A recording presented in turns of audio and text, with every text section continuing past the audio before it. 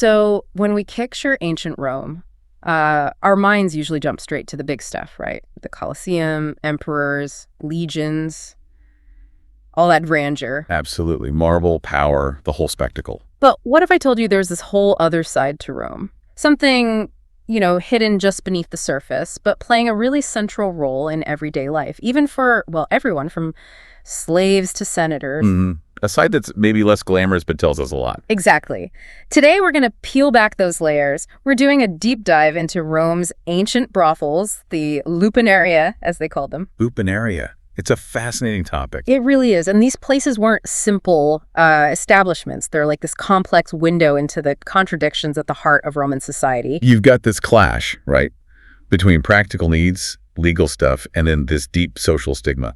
Public morality versus private desires. Precisely. So our mission today, we want to unpack how these places even started, what they were really like inside, the details. And who worked there. That's crucial. Definitely. And what it all reveals about Roman ideas of morality, class, and the hypocrisy sometimes. It's pretty astounding. It really is. It challenges a lot of assumptions. Get ready for some aha moments, because you might find some of these dilemmas feel surprisingly familiar even now. History echoing, perhaps. Okay, so let's dive in. Setting the scene. Prostitution in Rome. It wasn't like a purely Roman thing they invented out of decadence, was it? No, not at all. That's a key point. Our sources are clear. Rome basically inherited this practice. Inherited from who? Older civilizations. Yeah, exactly. Places like Greece, Mesopotamia. Yeah. These older urban societies already had established forms of sex work. It was part of city life long before Rome became dominant. So Rome just kind of adopted it. They adopted it, but then they put their own Roman spin on it. And what's really interesting is how pragmatic they were about it. Pragmatic? How so? Well, by the time of the Republic, it wasn't just sort of tolerated, wink, wink. It was actually seen as a necessary service. Necessary? That sounds odd to our ears. Necessary for what? For maintaining public morality, believe it or not. The logic, as they saw it, was pretty simple. Okay, lay it on me. If men, citizens, soldiers, travelers had easy access to prostitutes, they'd be less likely to dishonor the wives and daughters of other respectable citizens. Ah, I see. So protect the good women by providing an outlet with other women. Essentially, yes. It was a very utilitarian view. The state saw it as a kind of social safety valve. A safety valve, like Right. letting off steam. Exactly like that. Prevent pressure building up elsewhere, keep the respectable family unit intact, maintain social order. It really shows how concerned they were with outward appearances and controlling behavior. It paints a picture of a society very carefully managing things, keeping categories separate. Definitely. Protecting the sanctity of marriage for the upper classes was paramount. It makes you wonder, doesn't it, how societies still try to channel desires to keep order. It really does. Okay, so if it was this necessary service, what were these lupanaria actually like? You mentioned the name. Lupa, she-wolf. Quite evocative. It is, isn't it? Yeah. Almost sounds predatory. And these places started popping up, we think, around the 3rd century BCE. And were they hidden away? Down dark alleys? Surprisingly, no. That's another detail that shifts the picture. Our sources say they were often right in the thick of things. Really?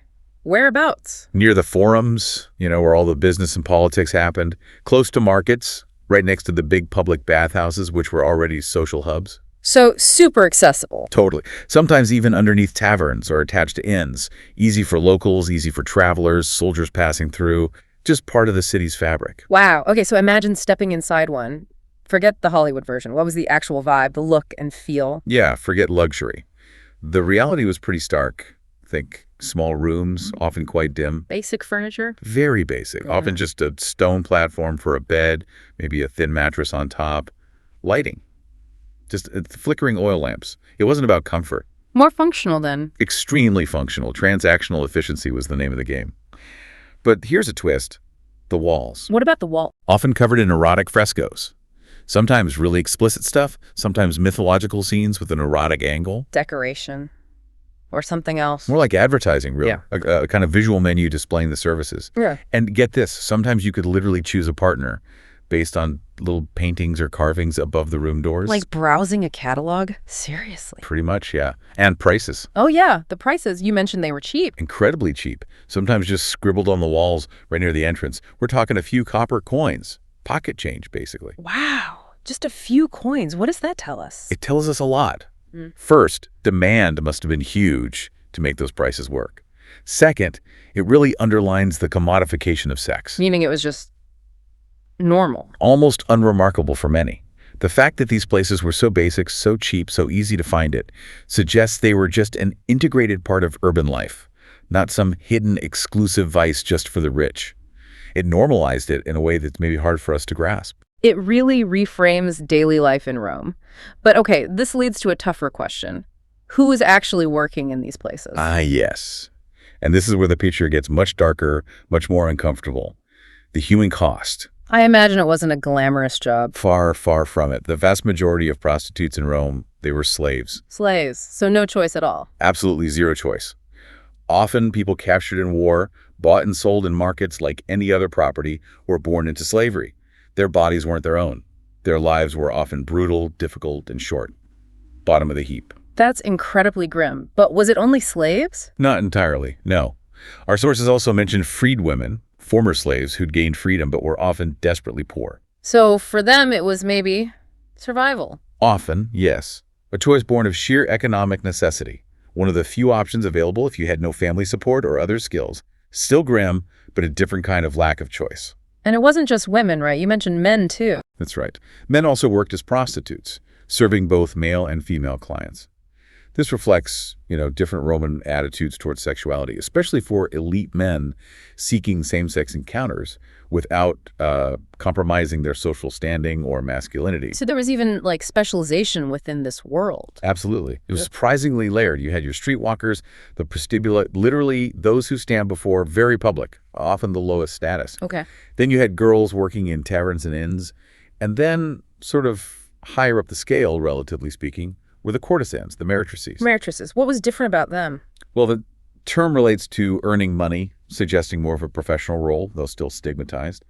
They might offer more companionship, cultivate regular patrons, operate in slightly nicer settings, maybe be more akin to geishas in some ways, but still very much sex workers. And dancers, too. Yeah, sometimes exotic dancers or entertainers might also offer sexual services. So it's this diverse workforce, though almost always rooted in exploitation or desperation.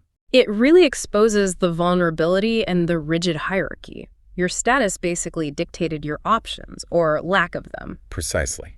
Especially for slaves and poor women. Their agency was just incredibly limited by where they stood in the social order. A system built on deep inequality. Okay, but here's where it gets even more complex, right? This contradiction. Despite all this, Rome actually legalized prostitution. Yes, and regulated it. That's a key difference from many other ancient societies. It wasn't just ignored or pushed completely underground. How did that work? When did it happen? It really solidified under Emperor Augustus, around the 1st century BCE. Prostitutes actually had to register with the state. Register, like their names went on a list. Exactly. Official records. It made it a recognized, taxable profession, though definitely a scorned one. It wasn't about approving. It was about controlling and, profiting. And they had to wear specific clothes, you mentioned? Right, to make sure everyone knew who was who. They couldn't be mistaken for respectable married women, the matrone. What kind of clothes? Often they had to wear a toga. A toga? But wasn't that a man's garment? Typically, yes, which made the statement even stronger. It was a very public, unavoidable marker of their status. No ambiguity allowed. A visual badge of their legal but stigmatized position. And the state taxed these places? Heavily. Brothels were a source of revenue for the empire. The state was directly profiting from this necessary service it simultaneously looked down upon. Which brings us right back to the contradictions. Legal, taxed, but still outcast. Totally outcast. Despite being legal, registered, taxed, prostitutes were heavily stigmatized, excluded from normal family life. A respectable Roman man could never marry a prostitute or even someone who ran a brothel. Not without huge social fallout. Wow. Recognized by the state, rejected by society. That's the paradox. And this is where the hypocrisy really kicks in, especially at the top. How so? The elite didn't follow the rules. Let's just say the rules applied differently. While prostitutes were ostracized, powerful men, senators, wealthy businessmen, even emperors were known to be frequent visitors, often quite openly. Any famous examples? Well, there were always whispers.